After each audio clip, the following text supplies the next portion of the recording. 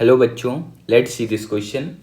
The question says a double slit experiment is performed with light of wavelength 500 nanometer, a thin film of thickness 2 micrometer and refractive index 1.5 is introduced in the path of the upper beam. The location of the central maximum will, 4 option दिया हुआ है. First option is remain unshifted, second option is shift downward by nearly 2 fringes, and third option is shift upward by nearly 2 fringes, and fourth option is shift down by 10 fringes. यानी fringe के multiple में answer दिया हुआ है. Key concept of the question is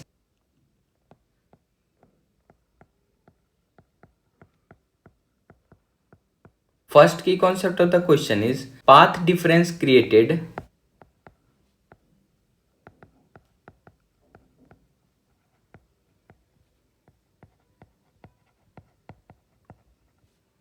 due to introducing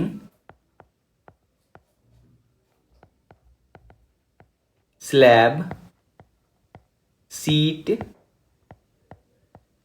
or film in front of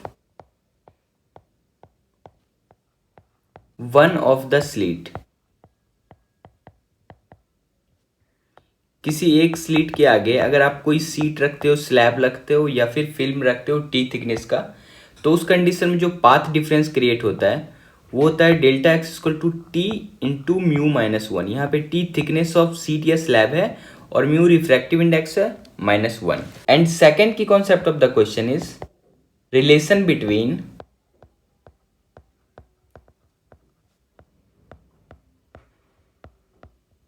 path difference and displacement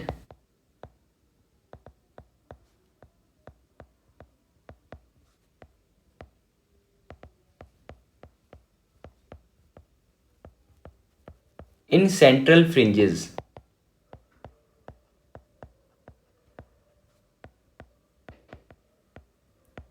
और ये relation होता है delta x is equal to y into small d by capital D. यहाँ पे y जो है displacement इन fringes है और स्मॉल डी स्लीट के बीच का डिस्टेंस है और कैपिटल डी स्लीट और स्क्रीन के बीच का डिस्टेंस है.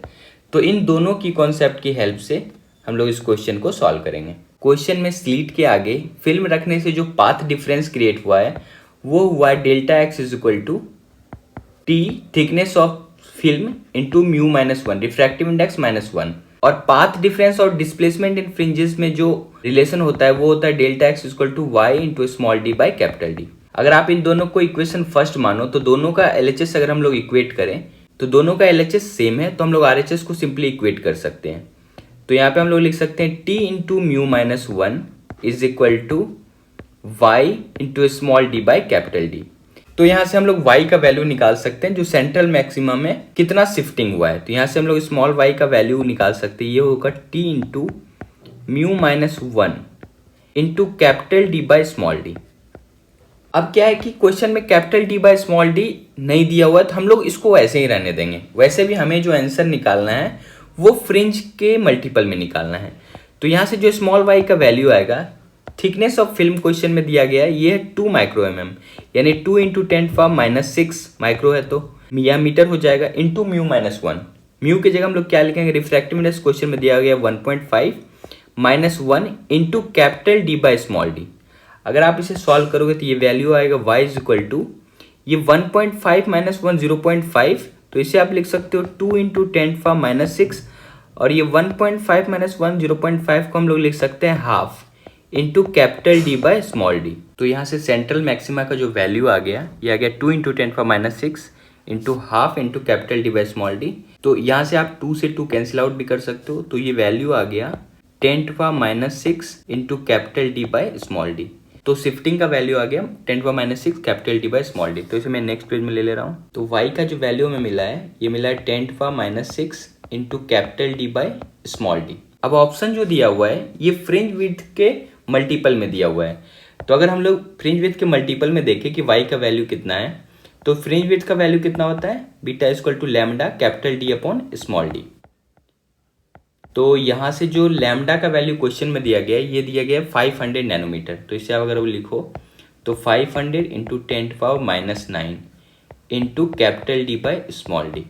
अब अगर हम लोग y को फ्रिंज विड्थ के मल्टीपल में देखें तो इसे हम लोग क्या लिख सकते हैं, y by beta equal to हो जाएगा ये y का value 10⁻⁻6 into capital D by small d divided by 500 into 10⁻⁻9 into capital D by small d. तो यहाँ से capital D by small d capital D by small d cancel out हो गया, तो ये है 10⁻⁻6 और ये 500 इंटू 10⁻⁻9 को आप लिख सकते हो 5 इंटू 10⁻⁻7 और ये 10⁻⁻7 ऊपर जाएगा तो 10⁻+7 और 10⁻⁻6 पहले से है तो ये हो जाएगा 10/5। तो ये वैल्यू आ जाएगा 10/5 इक्वल टू 5 इंटू 2 टाइम में 10 हो जाएगा, तो ये वैल्यू आ गया 2। तो यहाँ से आप बोल सकते हो जो शिफ्ट है और उसको अगर आप बीटा के मल्टीपल में देखो तो ये वैल्यू आ जाएगा 2 टाइम्स। देखो क्वेश्चन में दिया गया अपर बीम। अपर बीम का मतलब है कि दो स्लिट के अपर वाले सेक्शन में जो फिल्म है वो इंट्रोड्यूस किया गया है, तो ये शिफ्टिंग अपवर्ड हो जाएगा और ये कितना नियरली 2 फ्रिंजेस। तो इस हिसाब से कौन सा ऑप्शन करेक्ट हो जाएगा, option number 3 is the correct option, shifting upward bye nearly 2 fringes. Hope you understood it well, best of luck, thank you.